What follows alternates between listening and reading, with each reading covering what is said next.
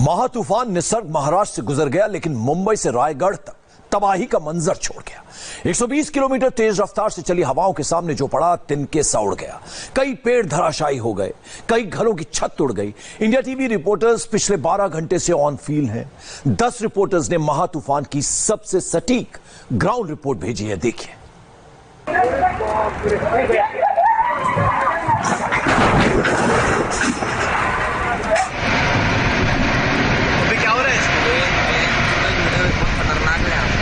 क्या हो रहा है पर?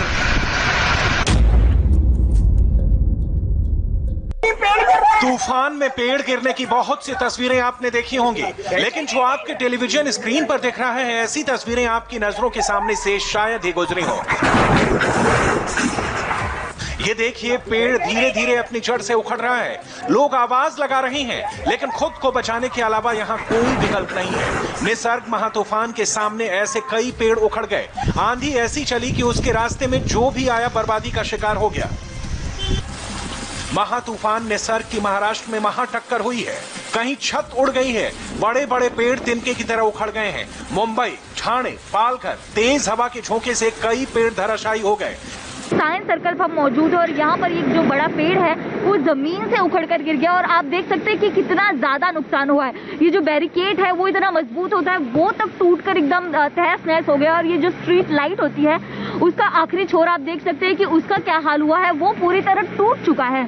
और गनीमत की बात यह है कि यहाँ पर इस वक्त कोई मौजूद नहीं था, जिसके चलते किसी को जान की कोई नुकसान नहीं हुई है। लेकिन आप ये पेड़ की जो जड़ जिस तरह उखड़ा, इससे आप अंदाजा लगा सकते हैं कि जो हवाओं की गति है वो कितनी ज्यादा तेज रही होगी, कि जिसके चलते ये हाल आपको नजर आ रहा है। आप देख सकते हैं कि जड़ से उखड़ गया है ये पेड़। स्ट्रीट लाइट्स का ऐसा हाल है, जो बैरिकेड्स हैं उनका ऐसा हाल है। ये पेड़ 1.5 घंटे पहले यहाँ पर गिरा था और लगातार बारिश हो रही थी, लेकिन अब जितने भी है बीएमसी की तरफ से लोग आकर उन्होंने इस पेड़ को साइड में रखकर काट छाट किया। आपको ये भी बता दूं कि यहाँ पर एक गाड़ी मौजूद थी, लेकिन गाड़ी को उतना नुकसान नहीं हुआ। समय रहते उसको निकाल दिया गया, क्योंकि ये जो पेड़ है पहले आधे हिस्से में इसकी शाखाएं गिरी, उसके बाद ये जो है पूरी तरह जमीन से उखड़ गया। घरों को भी जबरदस्त नुकसान हुआ है। अलीबाग में तूफान का लैंडफॉल हुआ है। एक एक तस्वीर बेहद डराने वाली है और सारा मंजर बयां कर रही है। कोंकण से मुंबई तक सुपर साइक्लोन कहर बरपा रहा है। हवा का वो बहुत जो लहरें हैं वो बहुत ज्यादा उफान मार रही है और यही वजह है कि ये जो पूरा का पूरा वातावरण, यहाँ का माहौल है, पूरा का पूरा माहौल चेंज हो चुका है। जो बैरिकेडर्स हैं वो यहाँ पर पुलिस के गिर चुके हैं और लहरें लगातार ऊंची होती जा रही है। बहुत हवा यहाँ बह रही है और लैंड फॉल करने के पहले श्रीवर्धन में मुंबई के अंदर पूरा माहौल बदल गया है। सभी समुद्र के किनारों से लोगों को पूरी तरह से हटा दिया गया है। मीडिया को खड़ा नहीं दिया जा रहा है। 120 किलोमीटर प्रति घंटा की रफ्तार से चलने वाली हवाओं ने सब कुछ तहस नहस कर दिया। महाराष्ट्र के कई इलाकों में महा तूफान निसर्ग ने कहर बरपाना शुरू कर दिया है। सबसे भयावह तस्वीरें रत्नागिरी और रायगढ़ से सामने आई हैं। रत्नागिरी में एक बोट उफान मारते हुए समंदर के बीच फंस गई।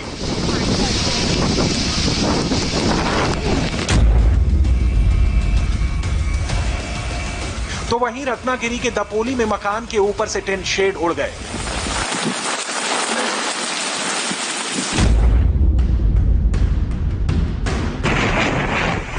रायगढ़ के श्रीवर्धन बाजार में भी मकानों के शेड तूफान का सामना नहीं कर सके।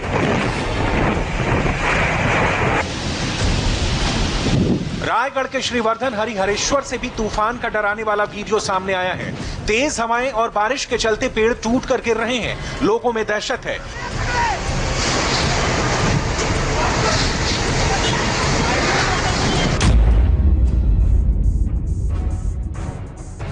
मुंबई के कई इलाकों में महा तूफान का असर दिख रहा है। बांद्रा से लेकर जुहू बीच और कोलाबा में भारी बारिश हुई। कोलाबा में बारिश के चलते कई पेड़ उखड़ गए।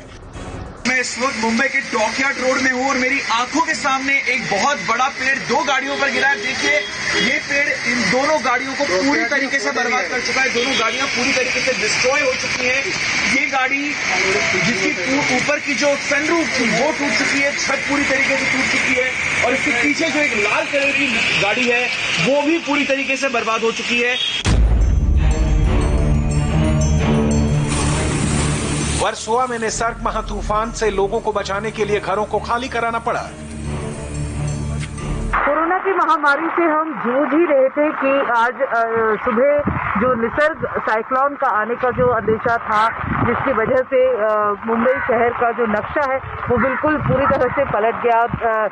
यहाँ हम देख सकते हैं, मैं तो मौजूद हूँ वर्सोवा में, जहाँ पर सुबह ये जो छोटी छोटी झुग्गियाँ हैं खाली कराई गई थी, इन सबको बस में बिठाकर शिफ्ट कराया गया था भवंस कॉलेज, क्योंकि बिल्कुल समुद्र तट पर रहते थे।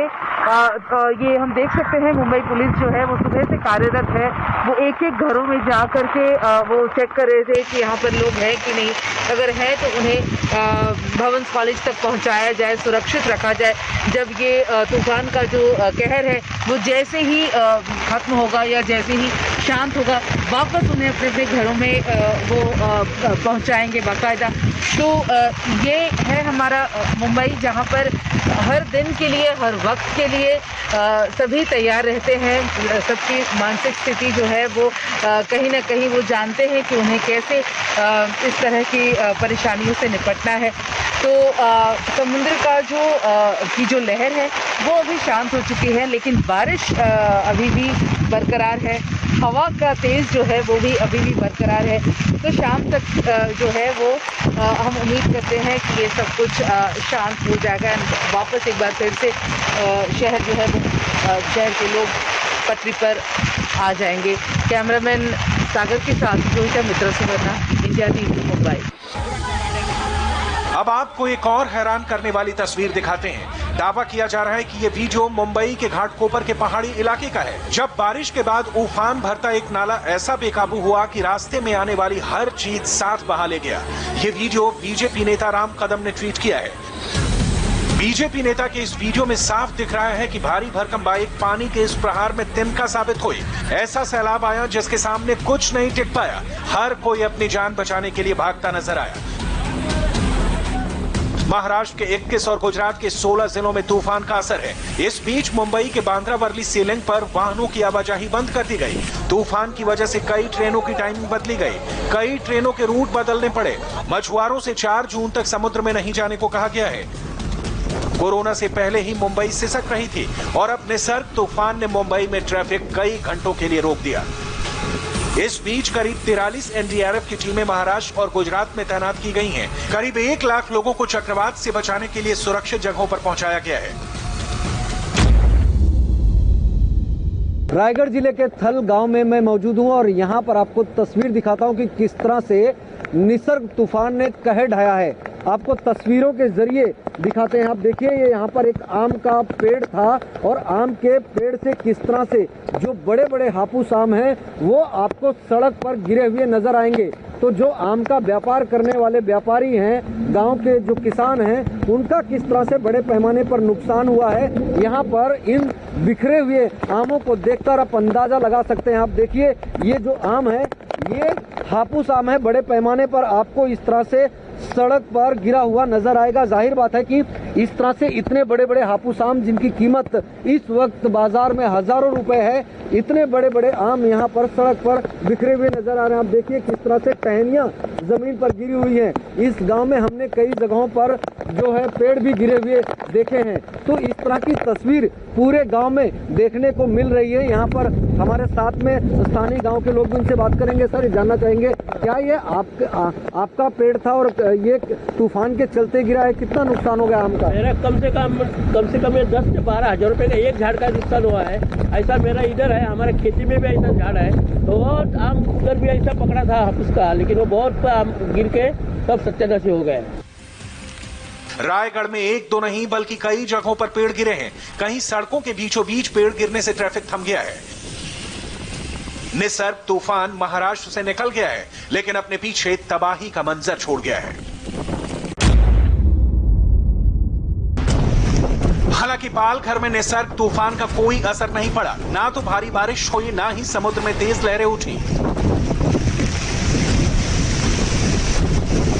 इस वक्त में पालघर जिले के केलवे गांव में पहले आशंका जताई गई थी कि निसर्ग तूफान की वजह से पालघर जिले में बड़ी तबाही हो सकती है।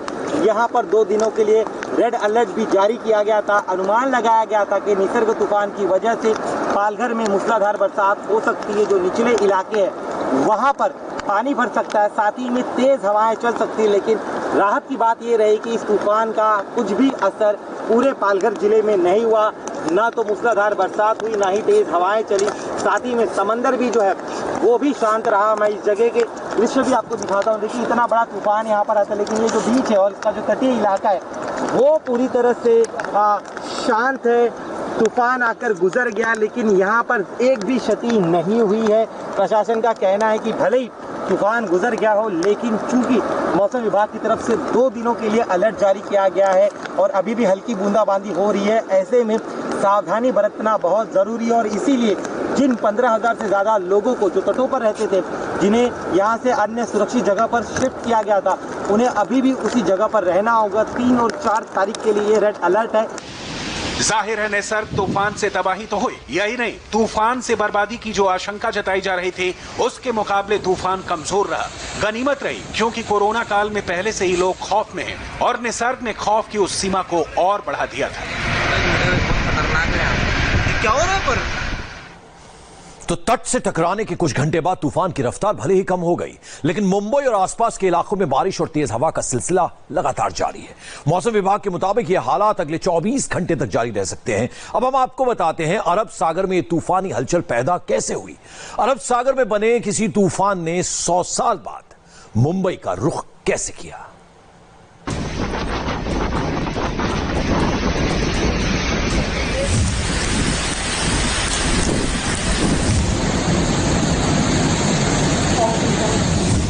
मुंबई समेत पूरे पश्चिमी तट की तरफ अरब सागर का ऐसा विकराल रूप कई पीढ़ियों ने नहीं देखा था।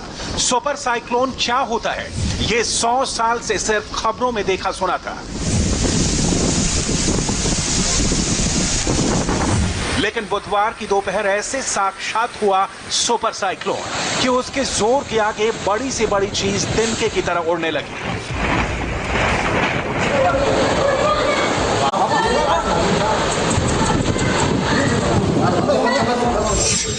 अरब सागर के पश्चिमी तट के ये वो लोकेशन है हाई प्रेशर का क्षेत्र बना होता है। इसी वजह से मुंबई समेत पूरे पश्चिमी तट के इलाके चक्रवाती तूफानों से बचे होते हैं, लेकिन इस बार अरब सागर में मची तूफानी खलबली कोई और ही रुख ले गई। अरब सागर की सतह का तापमान औसत से 3 डिग्री ज्यादा था। इस वजह से लक्षद्वीप के पास लो प्रेशर एरिया बना। ज्यादा तापमान की वजह से सतह की हवा गर्म होकर ऊपर उठी। हवा के ऊपर उठने से खाली हुई जगह को भरने के लिए नम हवाएं तेजी से बढ़ने लगी। ऊपर उठी गर्म हवाएं वायुमंडल की नमी से ठंडी होकर वापस नीचे लौटी, तो सतह से उठ रही गर्म हवाओं के संपर्क में आने से एक और भंवर बना। तूफान का भंवर लो प्रेशर एरिया होता है जो बाद में साइक्लोन आई बनता है।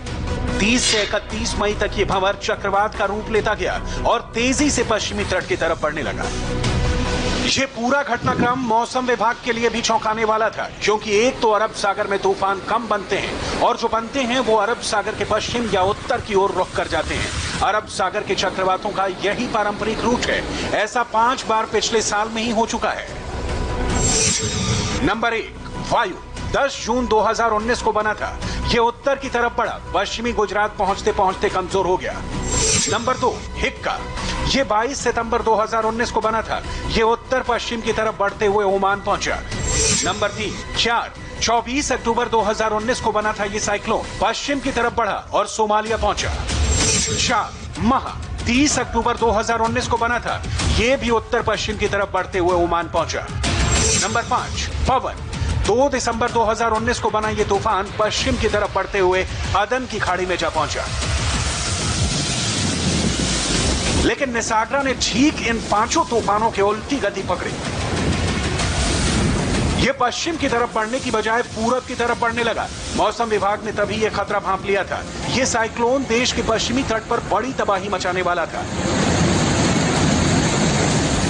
क्योंकि मुंबई को पिछली 1 सदी में जो बात भयंकर तूफानों से बचाती थी, इस बार की बदली आबो हवा में कहीं नहीं दिखाई दे रही थी।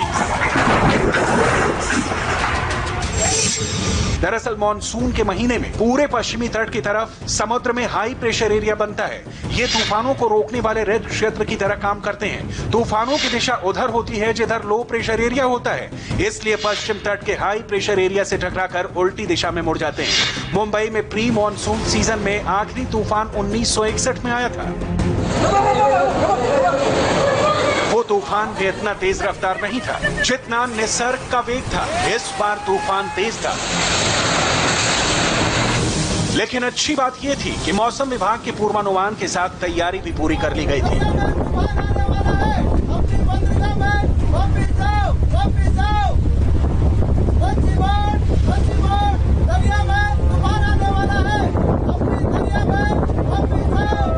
समुद्र में जाने की मनाही से लेकर मुंबई और आसपास के तमाम बीच को बंद करने के 7 निचले इलाकों को खाली करा लिया गया था। इसके साथ नौसेना और एनडीआरएफ रेस्क्यू टीमों को भी पहले से ही तैनात कर दिया गया था। लिहाजा नुकसान वही हुआ जो किसी भी तूफान में टाला नहीं जा सकता, जैसे पेड़ पौधे और कुछ कमजोर मकानों की छत। लोग पहले से ही अलर्ट थे, घरों में थे, इसलिए जान माल का कोई नुकसान अब तक सामने नहीं आया है। यानी एक बड़े तूफान से बच गई मुंबई। तो आपने महा तूफान की डिटेल रिपोर्ट देखी। एक छोटे से ब्रेक के बाद बताएंगे गुजरात के भरूच में क्यों मच गई